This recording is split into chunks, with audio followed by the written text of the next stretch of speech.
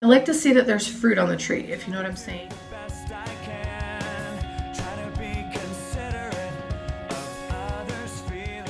What are some of your favorite Christian mama resources, books, podcasts, apps?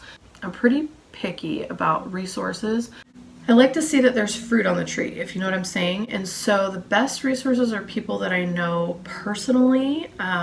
There are some people I know through church or in my personal life, not necessarily at church, who, for whatever reason, they have raised adult children that turned out phenomenally well. And so I consider them a resource. Here's a resource that will help you.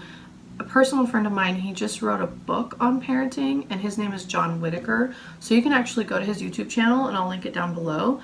But he is a personal friend of mine here in Idaho, and I also have met his adult children, and they are now married with kids, and he's a grandpa now, and his kids turned out really, really well.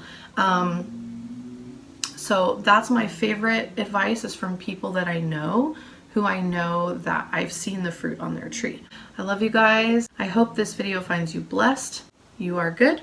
You are precious. Grace and peace.